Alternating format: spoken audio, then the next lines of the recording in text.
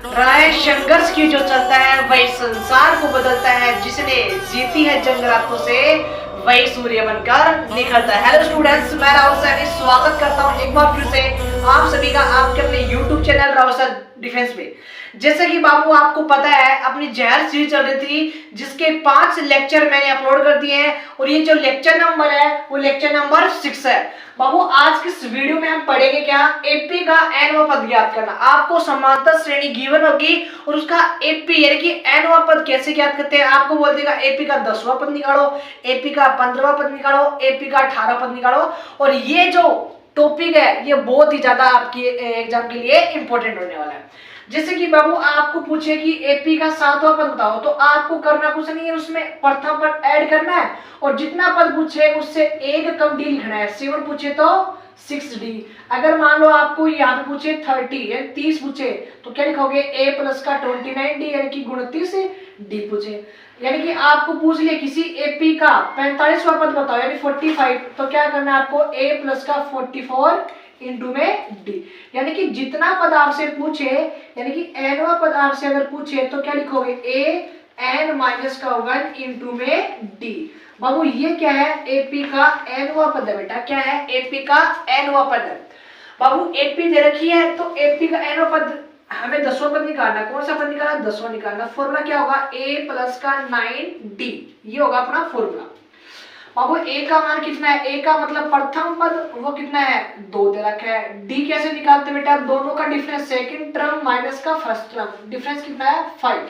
अब इस फॉर्मूले में पुटअप कर दो। a की वैल्यू जो गिवन है बेटा वो 2 हो गई, 9 ऐसा कैसा है, d की जो वैल्यू है वो कितनी है 5 है। 9 5 जा 45 और 45 में अगर 2 ऐड करेंगे तो कितना जाएगा 47। बाबू ये अपना राइट आंसर हो गया। एपी का 10वां पद हमने फाइंड आउट करना, कैसे किया है वो मसला पूरा आपके सामने मैंने प्रस्तुत किया। बाबू एपी दे रखी है, एपी का 30वां पद। सर एपी का 30वां पद का पहले तो फॉर्मूला पता होना चाहिए, a प्लस जितना पद पूछे आपको उससे एक कम डी लिखना है। ठीक है, 30 पूछा तो 32। बेटा a की जो वैल्यू है बाबू वो a की वैल्यू कितनी है बेटा, सर 10 है। d की वैल्यू कैसे फाइंड आउट करते हैं, sir second term minus first term. 10 में से 7 गया तो 3, बड़ी वैल्यू नेगेटिव की है तो आंसर भी कैसा आएगा, नेगेटिव आएगा।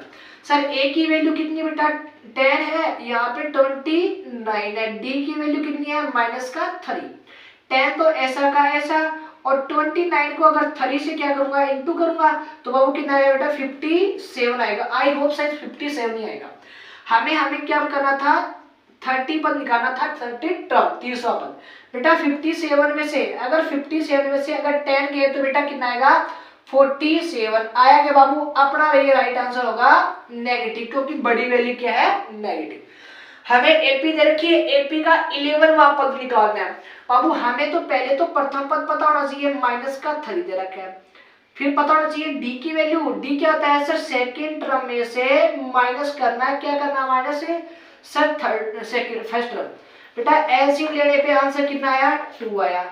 माइनस का 1 हो गया, डिवाइड करने पे 1, मल्टीप्लाई करने पे 1। नेगेटिव नेगेटिव यहाँ पे आ गया पॉजिटिव। 2 में 1 का डिवाइड किया तो 2 और 2 को 3 से किया तो 6। बेटा एलसीएम अपना कितना आ गया था 2 आ गया था और ऊपर कितनी है 5 है। तो डी की वैल्यू आ गई, ए की आ गई। 11 नंबर टर्म चाहिए, अगर 11वां टर्म चाहिए तो बाबू क्या लिखोगे a प्लस का 10d, a प्लस का 10d। बेटा a की जो वैल्यू गिवन है वो कितनी है नेगेटिव 3 है और d ऐसा कैसा, बेटा d की जो वैल्यू दे रखी है वो दे रखी है 5 डिवाइड में 2, 5 डिवाइड में 2। अब ये बताओ माइनस का 3 तो ऐसा कैसा, 10 में 2 का डिवाइड किया तो 5 और 5 को 5 से इंटू किया तो कितना गया 25 और 25 में अगर 3 अगर माइनस किए तो 22। बाबू ये बड़ा क्या आ गया 11वां पद आ गया। तो आपने आज के इस वीडियो में क्या समझा है, किसी भी एपी का nवां पद 5वां 10वां 15वां पद आपसे पूछ सकता है। उसके लिए क्या करना, जितना पद पूछे उससे एक कम डी और उसमें प्रथम पद ऐड करते चलो। ये फॉर्मूला a की वैल्यू होता है फर्स्ट टर्म और d की वैल्यू होती है दोनों का डिफरेंस। बाबू 3 सवाल मैंने आपको इस वीडियो में समझाया है। किसी भी बच्चे को किसी भी प्रकार की कोई तकलीफ, कोई समस्या, कोई प्रॉब्लम, अगर कोई घबराहटी है तो बाबू कमेंट सेक्शन में कमेंट कर देना। मुलाकात होगी अपनी नेक्स्ट वीडियो में। जय हिंद, जय भारत।